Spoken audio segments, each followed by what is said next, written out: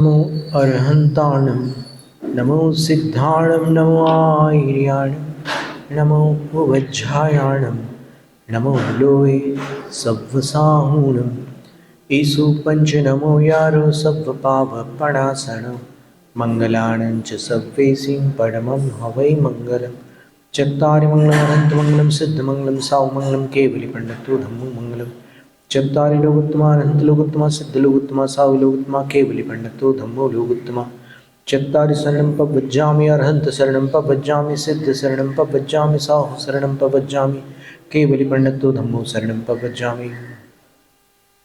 जम्बूद्वीप भरत क्षेत्र भारत देश हुंडावसर निकाल प्रथम तीर्थंकर भगवान वृषभदेव स्वामी को आदि लेकर अंतिम तीर्थंकर भगवान महावीर स्वामी पर्यंत 24 धर्म तीर्थ शास्त्र नायकों को विनम्र प्रणाम।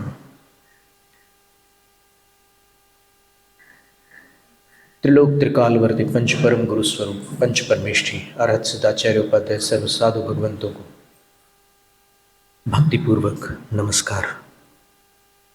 द्वादशांग श्रुत स्वरूपा भगवती जनवाणी सरस्वती देवी माता को भावपूर्ण वंदन। पूर्व शताब्दी के परम श्रद्धेय ज्ञानी ध्यानी तपस्वी चारित्र चक्रवर्ती धर्म धुरंधराचार्य शांति सागर मुनिराज को बारंबार नमन। दीक्षा शिक्षा गुरुआचार्य विद्यासागर महाराज को नमस्ते।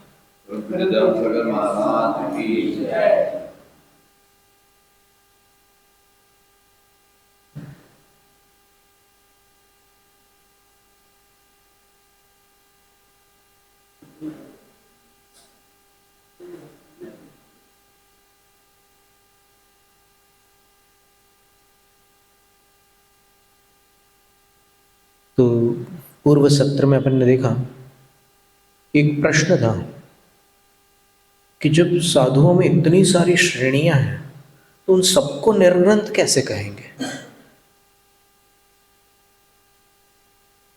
और जो यहाँ 5 निर्ग्रंथ बता रहे हैं उनमें एक निर्ग्रंथ नाम के भी निर्ग्रंथ है। तो जो निर्ग्रंथ नाम के निर्ग्रंथ है उन्हीं को निर्ग्रंथ कहो ना, बाकी सबको निर्ग्रंथ कहने की क्या आवश्यकता है, ये प्रश्न था। और पूर्व सत्र में अपन ने एक बात और देखी थी कि ये संयम है, यानी जिसको पंचम गुण स्थान कहा है शास्त्रों में, जहां पर सवस्त्र अवस्था में अणुव्रत अथवा महाव्रत होते हैं वस्त्र सहित,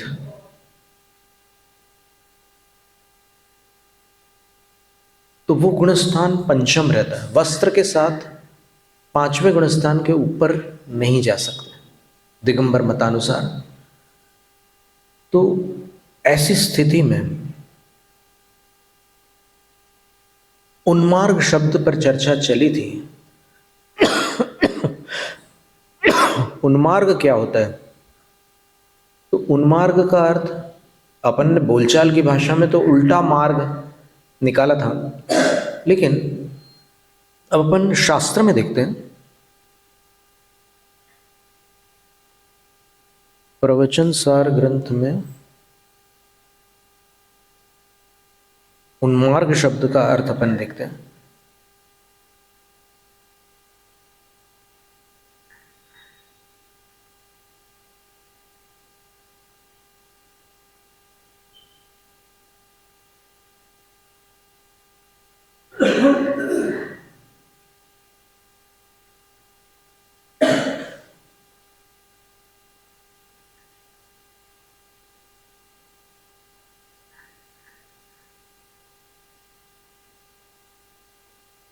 एक 158वीं गाथा में 158 वहां पर उन्मार्ग शब्द आया है। तो वहां पर उन्मार्ग शब्द का जो अर्थ है उस पर ध्यान देना।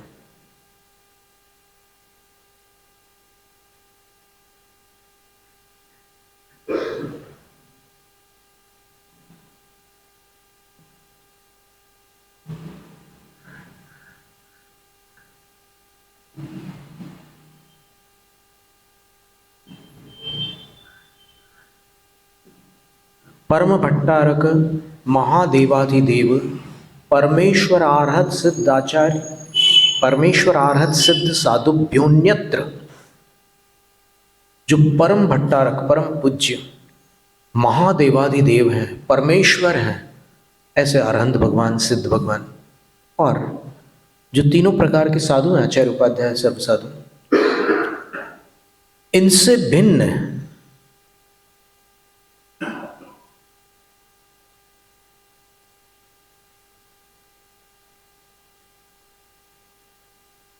जो उन्मार्ग है, उस पर श्रद्धान करने में जो अपना उपयोग अगर लगा है तो उसको अशुभोपयोग कहते हैं। अशुभोपयोग की परिभाषा देते हुए लिखा, विषय कसायो गाढ़ो दुस्सुदि दुच्चित्त दुट्ठ गो उठि जुदो उग्गो उम्मग्ग परो वो गो जस सो असुहो। जैसे आचार्य महाराज ने इसको और सरल शब्दों में लिखा, ये उन्मार्ग परह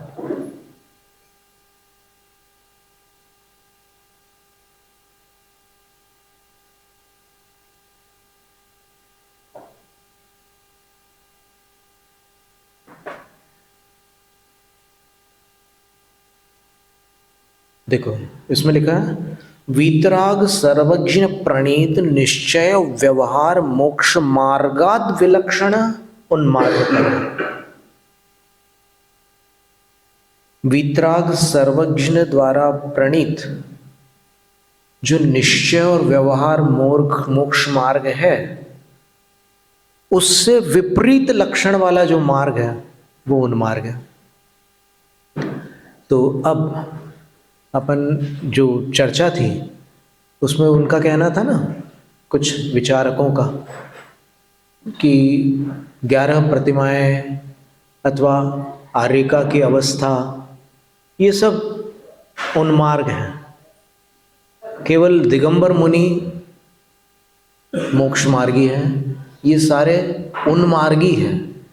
ये जो उन्होंने निर्णय निकाला था 23वीं गाथा से सूत्र पाउड़ की, अपन ने 25वीं गाथा में देखा कि आर्यिका मोक्ष मार्गी है। तो फिर पहली त्रुटि तो उनकी स्पष्ट यहाँ से निकल आई कि वो 23वीं गाथा से 2 गाथा बाद में ही उनने आर्यिका को मोक्ष मार्गी कह दिया। तो फिर उनका निर्णय खंडित हो गया। उनने निर्णय किया कि दिगंबर मुनि के अलावा बाकी सब उन्मार्गी है। तो उनने जो निर्णय किया, आचार्य का अभिप्राय वो नहीं था। अगर आचार्य का अभिप्राय होता तो फिर वही आचार्य 23वीं गाथा के बाद 25वीं गाथा में आर्यिका को मोक्ष मार्गी कैसे लिखते? अगर उनके अभिप्राय में आर्यिका उन्मार्गी होती तो फिर वो नहीं लिख सकते थे। बिल्कुल सीधा सरल सा गणित है। दूसरी बात कि 11 प्रतिमाएं उन्मार्ग है क्या? तो वो उन्मार्ग इसलिए नहीं है क्योंकि उनका वर्णन चारित्र पाहुड़ में किया है कुंद आचार्य महाराज ने। और चारित्र पाहुड़ में वो सम्यक चारित्र का ही तो वर्णन कर रहा है। और सम्यक चारित्र सम्यक ज्ञान पूर्वक होता है, और सम्यक ज्ञान सम्यक दर्शन पूर्वक होता है। तो रत्नत्रय हुआ कि नहीं? और अगर रत्नत्रय हुआ तो फिर वो उन्मार्ग कैसे हुआ? इतनी सी बात थी। तो अभी यहाँ पर जो सुंदर शब्दों में आचार्य जयसेन स्वामी ने लिखा है, 158वीं गाथा की टीका में लिखा उन्होंने, वीतराग सर्वज्ञ प्रणीत। वीतराग सर्वज्ञ भगवान द्वारा प्रणीत जो निश्चय व्यवहार मोक्ष मार्गात, निश्चय और व्यवहार मोक्ष मार्ग है, इन दोनों से विलक्षण विपरीत लक्षण वाला उन्मार्ग पर उन्मार्ग है। तो इसलिए अगर अपन 11 प्रतिमाओं को अथवा संयम को उन्मार्ग कहेंगे तो वो आगम का घोर अवर्णवाद होगा, अत्यंत विरुद्ध कथन हो जाएगा। क्योंकि जिनेंद्र भगवान ने जो 2 धर्म बताए हैं, मुनि धर्म और श्रावक धर्म, तो श्रावक धर्म भगवान का बताया हुआ धर्म है। उसको उन्मार्ग कहने से भगवान उन्मार्ग के उपदेशक हो जाएंगे। तो भगवान उन्मार्ग के उपदेशक तो है नहीं। भगवान तो हमेशा सन्मार्ग के ही उपदेशक है। इसलिए निर्णय में थोड़ा सा संशोधन अपेक्षित है। और यहां पर अपन ने और भी इस आधार से देखा, अपन चलो गोमटसार कर्मकांड में या जीव कांड में जाकर के देखते हैं। वहां पर जीव कांड में संयम मार्गना और कर्मकांड और इधर इसी में तत्वार्थ सूत्र में ही देखें अपन कि तत्वार्थ सूत्र में 53 भाव हैं जीव के। आपको पता होगा जीव में 53 प्रकार के भाव बताए हैं तत्वार्थ सूत्र में। उनमें से 53 में से जो कर्मों के क्षय से होने वाले भाव हैं उनको क्षयिक भाव कहते हैं। क्षय भवा भावा क्षयिका। तो तेके तो बोले सम्यक्त्व, चारित्र, ज्ञान, दर्शन, दान, लाभ, भोग, उपभोग और वीर्य। 9 केवल लब्धियां हैं। 9 केवल लब्धियां हैं क्षयिक भावों में। अब फिर क्षयोपशमिक भाव कौन से, औपशमिक भाव कौन से, पारिणामिक भाव कौन से? तो औपशमिक भाव में उन्होंने बोला कि 2 ही है, सम्यक्त्व, चारित्र्य। औपशमिक सम्यक्त होगा या फिर औपशमिक चारित्र होगा, और कोई औपशमिक भाव नहीं है। अब क्षयोपशमिक भाव कौन से हैं? ज्ञाना ज्ञान दर्शन लब्धय चतुस्त्री त्रिपंच भेदा सम्यक्त चारित्र संयमा संयमाश्च। 18 भाव बता दिए उन्होंने। क्षयोपशमिक भाव 18 है। औदैहिक भाव कौन से हैं? जो कर्म के उदय से होता है वो भाव औदैहिक है। जो कर्म के क्षय से होता है वो क्षयिक है। जो कर्म के उपशम से होता है वो औपशमिक है। और जो कर्म के क्षय उपशम से होता है वो क्षयोपशमिक है।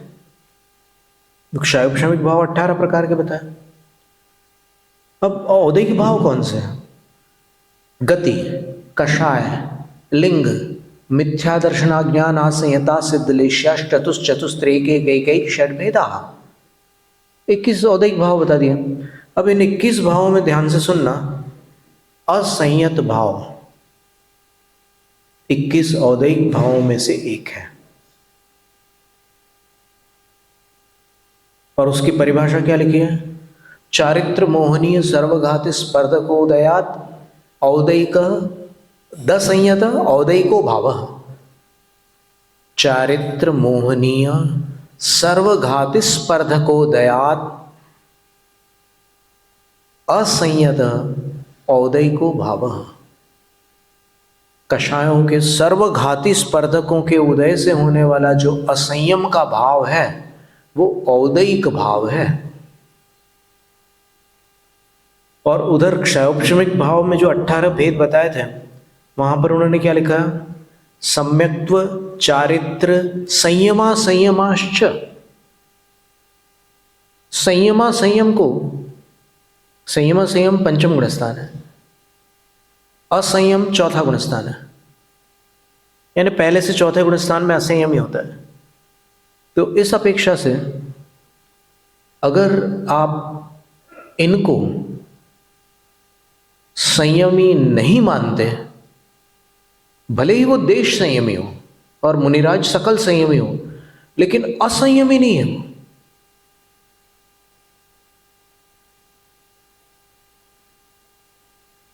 तो ये औदैहिक और क्षयोपशमिक का भेद है दोनों में, चौथे गुणस्थान में और 5वें गुणस्थान में, असंयत सम्यक दृष्टि में और संयता संयत में।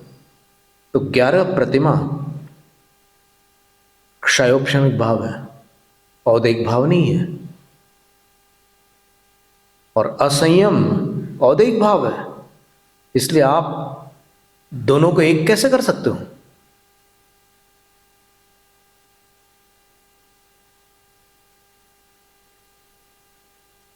ये चर्चा थी। और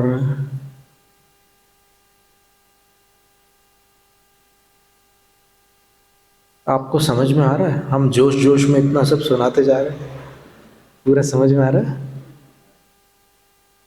ये थोड़ा सा क्षय उपशम उपशम वाला विषय जो है वो शास्त्रीय विषय, सैद्धांतिक विषय, कर्मों की अवस्थाएं हैं। और 3 पारिणामिक भाव होते हैं, तो 2 औपशमिक, 9 क्षयिक, 11 हो गया, 18 क्षयोपशमिक, तो 18 और 11 और 29, और उसमें 21 औदैहिक भाव जोड़ लो, 50 हो गया, और 3 पारिणामिक भाव जोड़ लो, भव्यत्व, अभव्यत्व और जीवत्व। तो ऐसे 53 भाव होते हैं जीव के। तो 53 भावों में संयमासंयम और असंयम भाव को समान मानने से 52 भाव रह जाएंगे।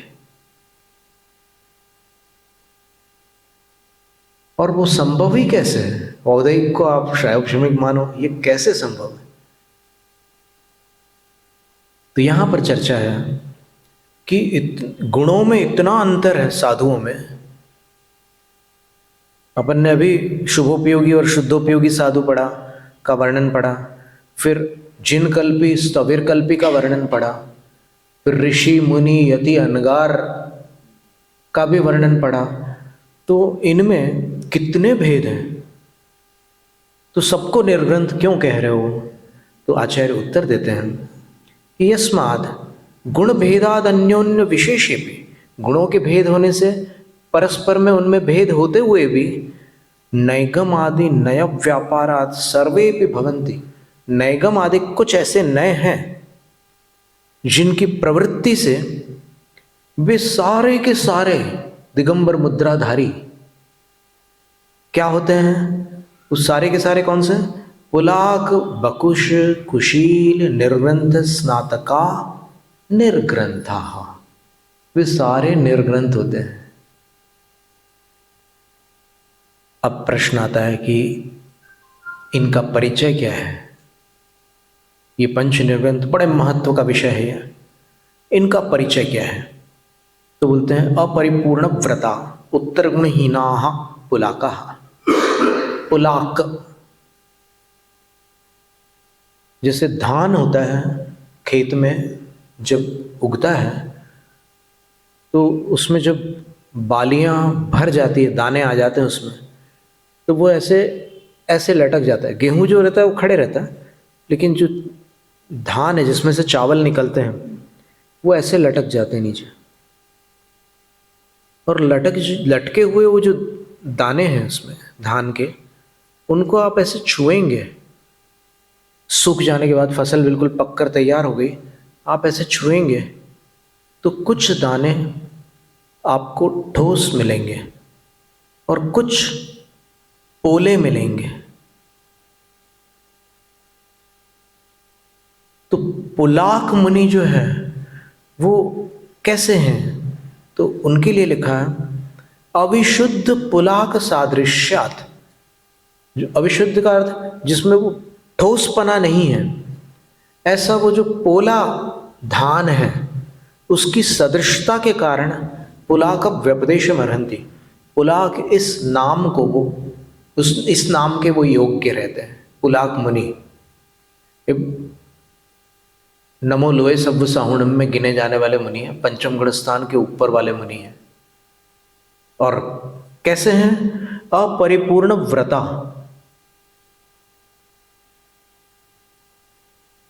व्याख्या तो किया, अपन व्याख्या सुन लेते हैं। उत्तर गुण भावनापेत मनसो, उनके मन में उत्तर गुणों की भावना नहीं रहती। कभी जो अनिवार्य उपवास आदिक है वो कर लेते हैं, लेकिन स्वेच्छा से उपवास, ऊनोदर, रस परित्याग आदि 12 तप वो स्वेच्छा से नहीं करना चाहते, वो उसकी भावना नहीं करते। और 22 परीक्षाओं को जीतने की भावना भी उनको नहीं होती। परीक्षा जय और 12 तप, ये 34 उत्तर गुण है। परिचर्या कितने हैं? 22, और उसमें 12 तप जोड़ लो, 34 उत्तर गुण। तो परिश्रम में भी कष्ट है और तप में भी कष्ट है, तो दोनों में समानता हो गई। अंतर क्यों, अलग अलग क्यों बताया? तो इसका उत्तर चारित्र सार में आचार्य चामुंड राय ने दिया है कि परिश्रम असंकल्पित होते हैं और तप संकल्पित होता है। बस इतना ही अंतर है। कष्ट दोनों में होते हैं, लेकिन तप अपने संकल्प पूर्वक किया जाता है, और परिश्रम अपने आप, जो कष्ट आ गए हैं अपन ने संकल्प नहीं किया, अपने आप आ गए, उसको परिश्रम कहते हैं। ये 34 उत्तर गुण हैं। इन 34 उत्तर गुणों की भावना से रहित है मन जिनका, वो पुलाक मुनि है। और कैसे हैं? क्वचित कदाचित, किसी स्थान पर, किसी समय पर वो व्रतेष्वपि, व्रतों में भी परिपूर्णता मा परिप्राप्नुवन्तः, जो व्रत है उनके, अहिंसा, सत्य, अचौर्य, ब्रह्मचर्य और अपरिग्रह महाव्रत है, इनमें भी किसी स्थान पर और किसी समय पर परिपूर्णता को न प्राप्त करने वाले पुलाक मुनि हैं। यानी उनके 5 महाव्रतों में भी कमी हो सकती है, लेकिन कमी क्यों होगी उसका कारण आगामी सूत्र की व्याख्या में आचार्य बता रहे हैं कि कैसे हो जाता है ऐसा कि महाव्रत में कमी आ जाए। तो उसको आगामी सूत्र में बताएंगे कि वो स्वेच्छा से कमी नहीं करते, वो अपनी तरफ से नहीं करते, लेकिन कोई ऐसी स्थिति आ जाती है, कोई उनके ऊपर उपद्रव या कोई ऐसी विशेष परिस्थिति आ जाती है, तो फिर महाव्रतों में वो अपूर्ण हो जाते हैं। ये पुलाक मुनि की बात है। फिर बकुश, वकुश, बकुश बोलने की आदत पड़ी हुई है पुरानी। कई बार क्या होता है कि शुरू में अपन कोई गलत पाठ उच्चारण सीख लो, तो बाद में सही समझ में आने के बाद भी अनकॉन्शियसली मुंह से वो अशुद्ध पाठ निकल जाता है। अब देखिए, अखंडित व्रताः, जिनके व्रत अर्थात महाव्रत खंडित नहीं है। शरीर संस्कार अर्धि सुख यशो विभूति प्रवणा वकुशाः।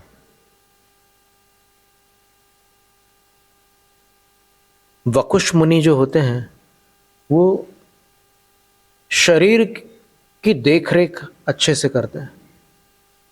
उनका शरीर साफ सुथरा व्यवस्थित मिलेगा आपको, उसमें उनके अंदर कुशलता होती है। हेल्थ कॉन्शियस, बॉडी कॉन्शियसनेस वकुश मुनि में पाई जाती है। पर वो भी नमो लोए सव्व सावणम वाले मुनि हैं, यानी 5वें गुण स्थान से ऊपर वाले मुनि हैं। और कैसे होते हैं?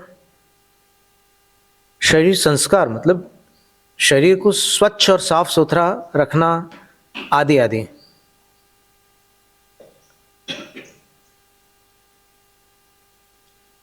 रिद्धि की कामना रख सकते हैं वो, कि हमें मनः परिज्ञान हो जाए या फिर हमें चारण रिद्धि हो जाए, ऐसी अभिलाषा उन मुनियों के अंदर हो सकती है। और सुख की भी कामना कर सकते हो। सुख का अर्थ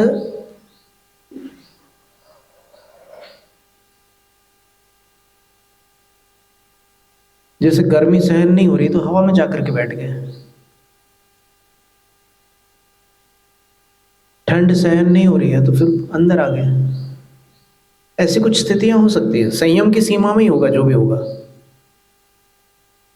और यशो, यश की कामना भी कर सकते हो। कि मैं ऐसी चर्या करूं कि मेरा सुयश पृथ्वी पर व्याप्त हो, मैं यशस्वी बनूं। ऐसी कामना हो सकती है। रिद्धि की कामना हो सकती है, सुख की कामना हो सकती है, यश की कामना हो सकती है, वैभव विभूति की भी कामना हो सकती है। कोई विभूति, साधु जीवन की जो विभूति होती है, विशाल संघ हो,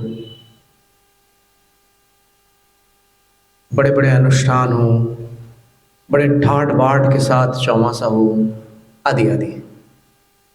तो इसको आप ये मत समझ लेना कि असाधु है जो ऐसी कामना कर रहे हैं। ऐसी कामना भी वकुश मुनि में पाई जा सकती है। नैर्ग्रंथम प्रस्थिता, अपने निर्ग्रंथ पद में अच्छी तरह विराजमान है और अखंडित व्रता, व्रत अखंडित है उनके। शरीरोपकरण विभूषानुवर्तिना, शरीर को साफ सुथरा रखते हैं और उपकरणों को भी टिप टॉप रखते हैं। इच्छी कमंडल उनके ऐसे अव्यवस्थित नहीं मिलेंगे आपको, एकदम फोटो खींचने की इच्छा हो जाएगी। और रिद्धि यशस कामा, रिद्धियों की और यश की कामना वाले होंगे। सात गौरव आश्रिता, और अगर उनको भोजन में अच्छी अच्छी सामग्री मिल रही है तो उनके अंदर एक ऐसी संवेदना आ सकती है कि क्या पुण्य का अच्छा उदय चल रहा है अपना। तो जहां भी जाते हैं वहां पर सब प्रबंध अच्छे से होता है, श्रावक लोग सब कुछ देते हैं। ये भी बात हो सकती है।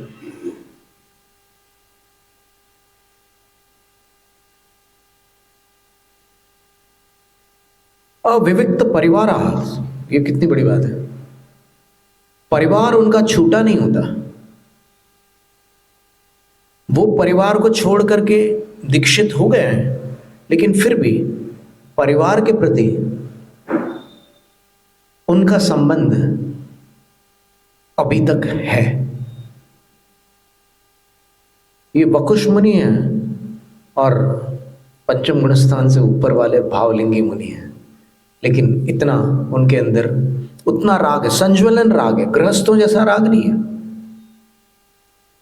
मुनि के योग्य उनको अपने परिवार के प्रति राग है। अब राग है इसका मतलब ये नहीं है कि वो असाधु है। राग राग में फर्क होता है। गृहस्थ का राग अलग होता है, साधु का राग अलग होता है। छेद शबल युक्ता, कुछ प्रायश्चित वगैरह भी उनको करने पड़ते हैं कभी वकुश मुनि को। और शबल युक्ता, परिणामों में उतार चढ़ाव रहते हैं। ऐसे बैठे ध्यान में फिर एकदम ऊंचे परिणाम हो जाएंगे, और फिर किसी से बातचीत कर रहे हैं तो फिर थोड़े नीचे परिणाम भी हो जाते हैं। मुनि की सीमा में, मुनियों के भावों की सीमा में ही ये उतार चढ़ाव चलते रहते हैं। तो ये वकुश का अर्थ होता है चित कबरापन। आपने एक हिरण देखा होगा, उसको संस्कृत भाषा में चित्रल कहते हैं, चीता को चित्रक कहते हैं संस्कृत में। तो उसमें उसकी खाल पर ऐसे टिपके बने होते हैं। एक हिरण के ऊपर सफ़ेद टिपके बने रहते हैं और चीते के ऊपर काले रंग के बने रहते हैं। तो ऐसे ही इनके भावों की जो दीवार है उसमें ऐसे ऐसे निशान रहते हैं, माने उनके भावों में विचित्रता रहती है, नाना रूपता रहती है। वे वकुश मुनि होते हैं। शबल पर्यायवाची वकुश शब्द, क्योंकि वकुश शब्द का ही अर्थ है चित्त कबरा। कुछ गायें भी होती है ना चित्त कबरी, कई बार यहाँ से निकलती हुई बहुत सारी गाय भैंसें निकलती है ना, तो उनमें कुछ गायें ऐसे मिलेंगी आपको कि जिनके शरीर में कुछ त्वचा सफ़ेद भी है, कुछ भूरी भी है, ऐसी, और बिखरा हुआ है उनका वो वर्ण, भूरापन है, फिर सफ़ेद है, भूरा है, ऐसे, उसको चित्रल कहते हैं। तो ऐसे परिणामों वाले मुनि वकुश नामक निर्ग्रंथ मुनि है। वकुश के दो भेद हैं, शरीर वकुश, उपकरण वकुश। शरीर वकुश मुनि जो है वो शरीर की विशेष देख रेख रखते हैं। वो सब जानते हैं कि कितने आवर्स स्लीप आवश्यक है, कितने घंटे तक, कितनी उम्र में कितने घंटे सोना होता है, और भोजन में प्रोटीन्स कितना लेना होता है, भोजन में कार्बोहाइड्रेट्स कितना लेना है, भोजन में क्या क्या अवॉइड करना है, सारी चीज़ों को हेल्थ कॉन्शियस रहते हैं वो, और बॉडी कॉन्शियस रहते हैं। और बाकी और जो साधु हैं दूसरे, वो इन चीज़ों की ज़्यादा परवाह नहीं करते हैं। ऐसी स्थिति, ये शरीर वकुश है। और दूसरे जो उपकरण वकुश है, वो शरीर के प्रति भले ही निरपेक्ष भाव को प्राप्त हो जाए, लेकिन उपकरणों के प्रति उनको ढील नहीं चलती है। उपकरण पिच्छी चाहिए तो पिच्छी, ये इसको और अच्छे से बनाना चाहिए, ये भाव उनके अंदर आ सकता है। और कमंडल में भी वो देखेंगे कहीं कोई चूक तो नहीं रह गई, ऐसे ऐसे घुमा कर देखते हैं, ठीक है, बढ़िया। ये उपकरण वकुश कहलाता है। शास्त्र, अब शास्त्र उनको ऐसे शास्त्र नहीं चलेंगे कि पन्ने पुराने हो गए और फिर आपने कवर ओवर ठीक से नहीं चढ़ाया है, नहीं, एकदम सुव्यवस्थित होना। और इवन शास्त्र जिस पर विराजमान करते हैं वो चौकी भी हल्की फुल्की नहीं होना, एकदम क्वालिटी प्रोडक्ट होना। ये वकुश मुनि क्या है। तो इतना सब होते हुए भी ये कह रहे हैं कि परिवार भी जिनका नहीं छूटा, परिवार से भी राग है उनको, तो भी अखंडित व्रता, उनके व्रत अखंडित है। तो इसका अर्थ ये हुआ कि अखंडित व्रत के साथ भी ऐसा राग साधु में हो सकता है, अथवा ऐसे राग के साथ भी व्रत अखंडित हो सकता है। दोनों तरफ से व्याप्ति लगाई ना, दोनों बातें होती हैं। अब ऐसी स्थिति है कि अगर साधु ने अपने किसी कुटुंबीजन को, भाई को या फिर बहन को ऐसे थोड़ा सा वात्सल्यपूर्वक, विशेष वात्सल्यपूर्वक आशीर्वाद दे दिया, तो फिर कोई देखने वाला कहेगा कि अरे ये कहाँ समता भावी है, अरे बाबू समता शुद्धोपयोगी श्रवण का लक्षण है। भूल गए क्या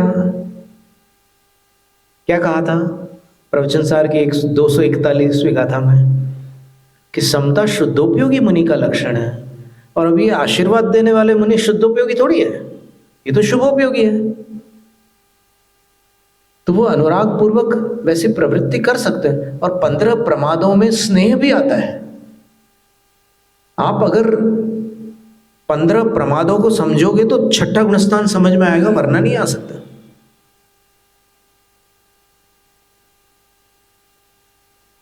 आप 15 प्रमादों में से कोई भी प्रमाद अगर आपको दिख गया और आप उनको असाधु समझ लो, तो फिर मुश्किल हो जाएगी।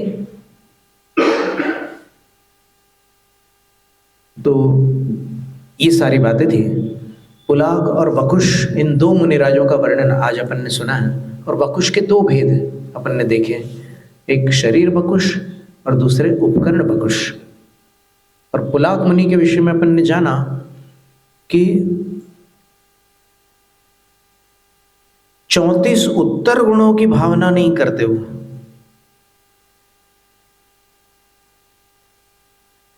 कभी अनिवार्य परिस्थिति में उत्तर गुणों का वो कर लेंगे अनुष्ठान, लेकिन अपनी तरफ से उनका मन उत्तर गुणों की भावना से रहित होता है। उपवास करने की उनको भावना नहीं होती, उनको ऊनोदर करने की, रस परित्याग करने की, वियुक्त शय्यासन, काय क्लेश आदि करने की भावना नहीं होती। फिर भी वो भाव लेंगे मुनिया, और उनको 22 प्रकार के परेशानों को सहने की, उन पर विजय प्राप्त करने की भावना नहीं होती। तो यदि कोई ऐसे साधु मिल जाए, अब आज इस काल में कुछ विद्वानों ने जो आकलन किया है और कुछ आचार्यों ने भी उसको स्वीकार किया है, उन्होंने भी स्वयं वैसा आकलन किया है कि इस काल में इन 5 निर्ग्रंथों में से पुलाक नामक निर्ग्रंथ ही उपलब्ध है। क्वचित कदाचित कोई बकुश हो तो हो, अब लेकिन उनका कहना है कि नहीं, अभी सब पुलाक है। क्यों है? क्योंकि काल इतना विकट है कि इस समय अखंडित व्रत वाली स्थिति, आप केवल आहार विधि देख लो तो आहार विधि में कितनी सारी आज अव्यवस्थाएं और जटिलताएं देखने को मिलती हैं इस काल में। पूर्व काल की स्थिति अलग थी, वहां पर सहज रूप से चौके में साधु के योग्य भोजन होता था। और इस काल की स्थिति क्या है? सहज रूप से तो साधु के योग्य भोजन केवल व्रतियों के यहां होता है, बाकी लोगों के यहां चौके में कुछ ऐसी वस्तुओं का भी प्रवेश आजकल जैनों के यहां होने लगा है जो जैनों का भोजन है ही नहीं, बल्कि ब्राह्मण, क्षत्रिय और वैश्य, इन तीनों वर्णों का भोजन नहीं है। नीति वाक्यामृत में लिखा हुआ है ये पलांडु, मूलक, गर्जर आदि जो वनस्पतियां हैं, और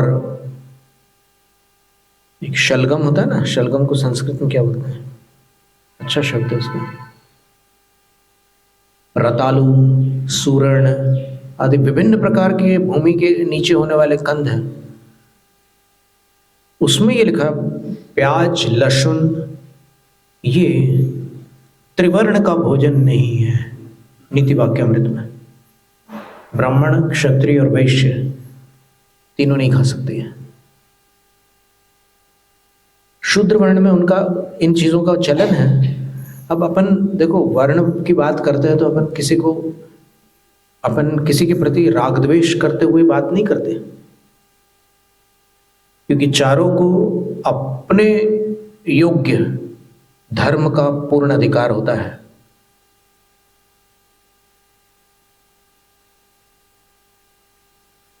भगवान महावीर स्वामी के समय चांडाल ने अहिंसा व्रत धारण किया था, पता है? चांडाल कौन होता है? जो मृत्यु दंड देता है,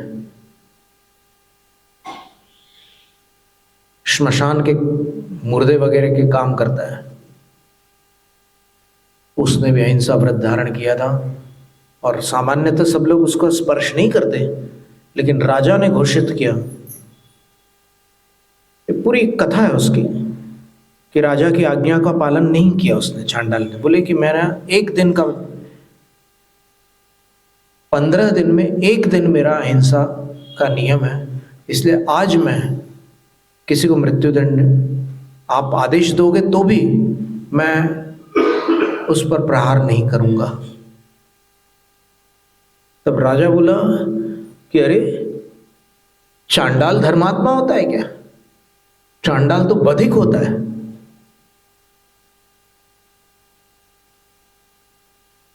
तो वो कहता है कि मैं केवल इतना ही जानता हूं कि मैंने जैन गुरु से चतुर्दशी को हिंसा का त्याग, ये नियम लिया है। तो फिर राजा को क्रोध आ जाता है कि तू मेरे को सिखाएगा अहिंसा, और तू अहिंसा का पालन करना चाहता है, तो जिसको मैं मृत्युदंड दे रहा हूं उसके साथ तुझे भी मृत्युदंड देता हूं। तो जब राजा ने उस चांडाल यमपाल को मृत्युदंड दिया, तो फिर दोनों को मारने वाला कोई था नहीं, तो राजा ने आदेश दिया कि इन दोनों को बोरियों में बांध करके बोरियों को सील कर दो, बंद कर दो, और किसी गहरे जलाशय के बीच में डुबा दो। राजाज्ञा का पालन किया गया, और जब उनको पानी में डुबा दिया तो जल देवता का आसन कंपित हुआ। जल देवता को चिंता हुई कि ऐसा क्यों, मेरा आसन कंपित क्यों हो रहा है, क्या संकेत है? तो फिर उसने अपने ज्ञान से जाना कि एक धर्मात्मा पर संकट आया, तो उसने तत्काल पहचान लिया कि कौन धर्मात्मा है। तो एक थैले को उसने डूबने दिया और दूसरे थैले से उसको बंधन मुक्त करके सुंदर वस्त्र पहनाकर, आभूषण पहनाकर सिंहासन के ऊपर पानी से बाहर निकाला। जब ये समाचार राजा के कानों तक पहुंचे तो राजा ने वहां स्वयं उपस्थित होकर क्षमा याचना की और कहा कि मैं अभिमान में कुछ का कुछ बोल गया, क्षमा चाहता हूँ। सचमुच आप अहिंसा व्रती हो, इसलिए आइए आप मेरे हाथी पर आरूढ़ होइए। और उनको हाथी पर आरूढ़ किया और पूरी जनता के बीच उनका भ्रमण कराया, एक जुलूस निकाला। और अंत में राजा ने घोषणा की कि अब ये अस्पृश्य नहीं है।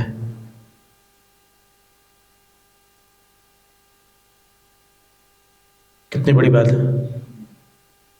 तो इसलिए किसी वर्ण के प्रति जैनिज्म में राग द्वेष की बात नहीं है। वो अस्पृश्य वाली जो बात है उसमें घृणा का समावेश कब से कहां से हुआ, ये खोज का विषय है। वस्तुतः वो एक हाइजीन की पद्धति थी। हाइजीन का अर्थ होता है जो ऑपरेशन थिएटर में जो डॉक्टर है वो बाहर के किसी मनुष्य को छू नहीं सकता। तो छू नहीं सकता इसका अर्थ ये नहीं है कि उसको उससे घृणा है, उसको स्वच्छता का ध्यान रखना है। इसी प्रकार जो लोग चमड़े के काम करते हैं, जो लोग मुर्दे के काम करते हैं, जो लोग और अन्य अन्य प्रकार के काम करते हैं, वे सारे मानव हैं और उनका मानवता के लिए बड़ा योगदान है। अगर वो नहीं होंगे तो फिर मुश्किल हो जाएगा जीवन, उनकी बड़ी आवश्यकता है। लेकिन वो छूने वाली जो बात है वो आज आप मेडिकल साइंस में देखिए, एक स्वच्छता नाम का पूरा विषय है। हाइजीन उसको इंग्लिश में कहते हैं। तो उसमें ये बताया है कि आप इन्फेक्टेड चीजों से दूर बचो। और अभी कोरोना में तो सब लोग सीख गए थे दूरी रखना। कौन छूता था एक दूसरे को, हाथ तक नहीं मिलाते थे कोई, इतनी सी बात थी। तो उसमें ये कषाय कहाँ आ गई कि हम बड़े हैं और तुम छोटे हो। और फिर ऐसा चारों वर्णों में से 3 वर्ण है, ब्राह्मण वर्ण को छोड़ो, बाकी 3 वर्णों की व्यवस्था स्वयं आदि ब्रह्मा वृषभदेव तीर्थंकर भगवान ने की है। तो भगवान ने जिनको आजीविका दी है वो घृणा के पात्र कैसे हो सकते हैं।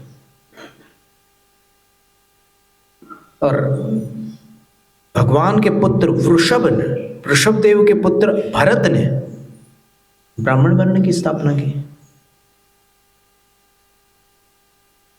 ऐसी व्यवस्था है। तो इसलिए प्रवचन सार की 180वीं गाथा में कहा है कि घृणा हमेशा अशुभ भाव होता है। द्वेष, राग शुभ और अशुभ दोनों प्रकार का होता है। मोह अर्थात मिथ्यात्व अशुभ ही होता है और द्वेष भी अशुभ ही होता है। द्वेष में शुभ द्वेष और अशुभ द्वेष नहीं होते। राग में प्रशस्त राग और अप्रशस्त राग 2 प्रकार के राग होते हैं। द्वेष की बात नहीं है।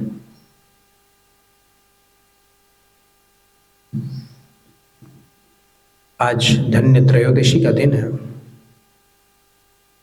क्योंकि तीर्थंकर भगवान महावीर स्वामी चतुर्दशी को मोक्ष गया।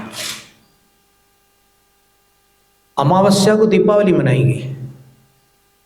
अब आप महावीर स्वामी के जीवन में आप अगर जाएंगे तो पता चलेगा कि कुछ असाधारण घटनाएं हुई उनके साथ। सबसे पहले तो जन्माभिषेक के समय वो इंद्र उनके ऊपर धारा करने से डर रहा था। ये इतने छोटे से हैं, कहीं विशाल जल प्रवाह में, क्षीर समुद्र के दूध के प्रवाह में क्षति न पहुंचे। बच्चे हैं, बिल्कुल शिशु हैं। तो फिर उन्होंने ऐसे देखा इंद्र की आंख की तरफ और 3 ज्ञान के धारी तो थे ही, तीर्थंकर थे। वो समझ गए कि ये इंद्र डर रहा है मेरी छोटी आकृति से, अरे इसको याद दिलाते हैं कि डरो मत। तो उन्होंने अपने बाएं पैर से वो जो पांडुक शिला थी जिस पर वो थे, उस पांडुक शिला पर बाएं पैर से एक ठोकर लगाई, तो 1,00,000 योजन का सुमेरु पर्वत, जो प्रलय में भी कंपित नहीं होता, वो कंपित हो गया। तब इंद्र को स्मरण हुआ, अरे ये तो 10 अतिशय संपन्न है, मैं मति ज्ञान में चला गया था, श्रुत ज्ञान से बाहर आ गया था। श्रुत ज्ञान में जाता तो आगम से तो स्पष्ट था कि तीर्थंकर में अपार शक्ति होती है। फिर धूमधाम से अभिषेक करता है, और आदिनाथ भगवान के अभिषेक का वर्णन करते हुए तो जिनसेन आचार्य महाराज लिखा है कि कुछ देव अभिषेक करते करते थोड़ा ज्यादा पास आ जाते थे भगवान के, तो भगवान की जो सांस थी, तो उस सांस की वायु से वो देव मक्खियों के समान कहीं दूर फेंका जाता था।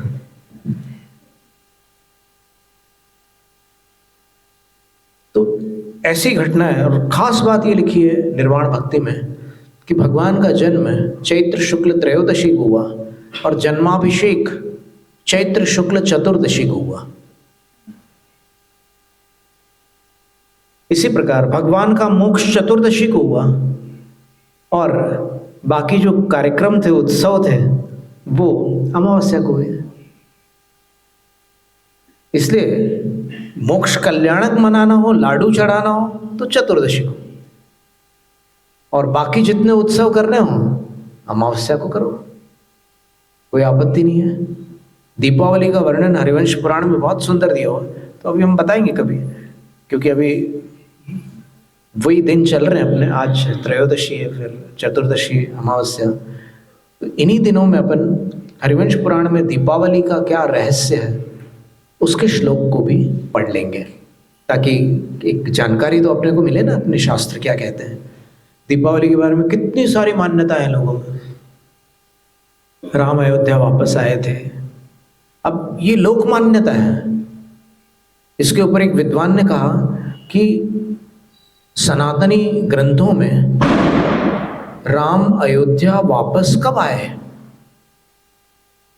तो उसमें लिखा है वैशाख शुक्ला पंचमी को वो वापस आए। और वो 2 दिन नंदीग्राम में जहां भरत ठहरे थे वहां पर उनका समय निकला, तो वो वैशाख शुक्ल पक्ष में अयोध्या लौटे। लेकिन जो परंपरा चली आ रही है कि राम दिवाली को लौटे थे, भी ठीक है, जिनकी जैसी श्रद्धा, जैसा जिनको मानना है, उस दिन दीपावली का उत्सव मना लिया। ऐसा मत समझना कि वैशाख के समय वो उत्सव नहीं मनाया गया था। वो उत्सव इतना बड़ा उत्सव था, राम के पुनरागमन का उत्सव इतना विशाल था कि उस समय अयोध्या नगरी स्वर्ग जैसी लग रही थी। जैन रामायण में लिखा है कि विभीषण ने श्री राम से प्रार्थना की थी कि आपको अयोध्या जाना है, हम समझ रहे हैं, और आप मां से मिलने के लिए कितने आतुर हैं ये भी समझ रहे हैं, लेकिन हम थोड़ा समय चाहते हैं। आप स्वामी हैं, इसलिए हमें थोड़ा सा अवसर दीजिए। हम विद्याधर हैं, हमारे पास बहुत सारी विद्याएं हैं, आपको पता ही है, तो हम अपने विद्या बल से अयोध्या, जो कि भूमि गोचरी मानवों की नगरी है, उसको सुसज्जित कर सकें। और आप माँ की चिंता मत करो, हम अब भी समाचार भेजते हैं कि आप आ रहे हैं। इतना ही समाचार उनकी प्रसन्नता के लिए पर्याप्त होगा। अभी तो उनको पता ही नहीं है ना कि आप कहाँ हो और कैसा क्या है, बस उनको ये पता है कि युद्ध चल रहा था। क्योंकि जब हनुमान गए थे ना लक्ष्मण मूर्छा के समय, तब अयोध्या वालों को पता चल गया था कि वहां पर युद्ध चल रहा है, तो उसके बाद के तो कोई समाचार नहीं थे। तो इस तरह ये सारी बातें थी। तो अपन इसको देखेंगे। आज अपन ने 2 मुनि राजों का वर्णन पढ़ा है, फिर आगे और बढ़ेंगे। धन्य त्रयोदशी की बात ऐसी है कि महावीर स्वामी का उपदेश, अंतिम उपदेश, मोक्ष के 2 दिन पहले तक हुआ।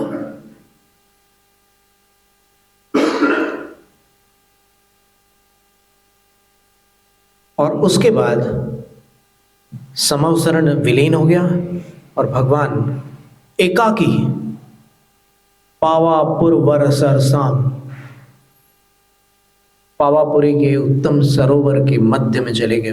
तो भगवान तो कहीं भी जा सकते हैं, वहां चले गए और 2 दिन उन्होंने योग निरोध किया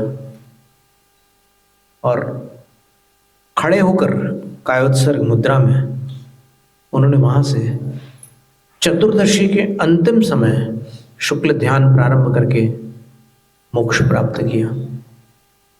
85 कर्म प्रकृतियों का क्षय करके मोक्ष चले गए। 63 तो पहले से समाप्त हो गई थी, केवली होने के पूर्व। बची हुई 85 प्रकृतियों का क्षय करके निर्वाण को प्राप्त किया। और आज भी उनकी उस निर्वाण भूमि पर जो चरण है, उसके ऊपर वो छत्र उस समय सवेरे सवेरे प्रत्युष वेला, प्रत्युष वेला का अर्थ होता है कि जब आकाश का रंग बदलता है, अंधेरा ही रहता है लेकिन थोड़ा सा रंग बदलता है, उस समय भगवान मोक्ष गए। तो वास्तव में लाडू का समय वही है, भगवान मोक्ष गए। जिस काल में वो मोक्ष गए उस काल में आप लाडू चढ़ा दीजिए, तो उसका निर्वाण कल्याणक काल है उनका। तो 2 दिन पहले उन्होंने समवसरण छोड़ दिया, तो लगभग अमावस्या को छू रहा था वो समय, उनका मोक्ष का काल। तो 2 दिन पहले क्या स्थिति हो गई, त्रयोदशी प्रारंभ हो रही थी, तो उनका अंतिम उपदेश हुआ और त्रयोदशी लगी, तो वो त्रयोदशी धन्य हो गई। धन्य त्रयोदशी, फिर वो धन त्रयोदशी हो गई, कालांतर में धनतेरस। अच्छी बात है, ज्ञान भी एक प्रकार का धन है और जो बाह्य लक्ष्मी है वो भी एक प्रकार का धन है। तो ये अलग अलग संप्रदायों में, अलग अलग वर्णों में जो अर्थ विनय की जाती है उसका भी महत्व है। कुछ लोग बोलते हैं कि दीपावली पर लक्ष्मी पूजा करना मिथ्यात्व है, बोलते हैं ना, आपने भी सुना होगा। एक हवा ऐसी चल रही है कि कानों में आई जाती है वो बात। तो फिर इसका सरल सा उत्तर है, भरत चक्रवर्ती ने चक्र रत्न की पूजा की थी, वो सम्यक्त्व था या मिथ्यात्व?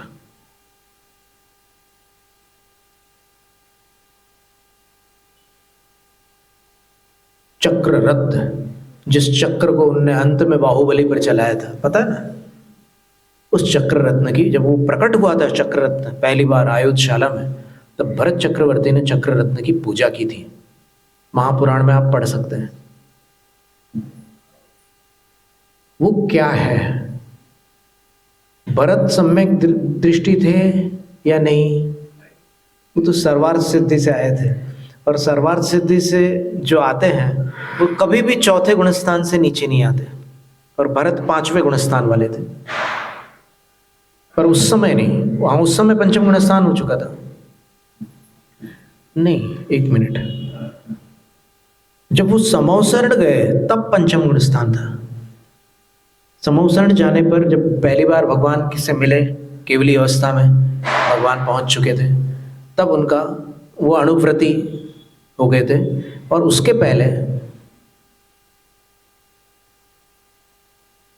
उन्होंने 7 कदम जाकर के पहले तो भगवान को नमस्ते किया। समाचार 3 आए ना एक साथ कि आपके पिताश्री ने दीक्षा ली, वो तपस्या की, वो केवली हो गए। फिर आपके आयुधशाला में चक्र रत्न प्रकट हुआ। आपके रणवास में एक रानी ने पुत्र को जन्म दिया है। तो भरत ने सबसे पहले 7 कदम जाकर के उस दिशा में जहाँ आदिनाथ भगवान थे, जिनको वहाँ केवल ज्ञान हुआ, उनको प्रणाम किया। फिर आयुधशाला में जाकर चक्र रत्न की पूजा की और फिर पुत्र रत्न का मुखावलोकन किया। ये क्रम है। तो चक्र रत्न की पूजा कैसे की चक्रवर्ती ने, इस प्रश्न पर अपन आगामी सत्र में विचार करेंगे। अभी हम अगर कुछ सेकंड्स में आंसर दे देंगे तो आपको लगेगा कि जल्दी जल्दी हो गया। पेट भरना चाहिए ना अच्छे से। जैनम जयतु शास्त्र। शास्त्र पठन में मेरे द्वारा यदि जो कहीं कहीं प्रमाद से कुछ अर्थ वाक्य पद मात्रा छूट गई, सरस्वती मेरी उस त्रुटि को कृपया क्षमा करें और मुझे कैवल्य धाम में माँ अविलंब धरे। वांछित फलदात्री चिंतामणि सदृश मात तेरा, वंदन करने वाले मुझको मिले पता मेरा। बोधि समाधि विशुद्ध भावना आत्म सिद्धि मुझको मिले और मैं पा जाऊं मां मोक्ष महासुख।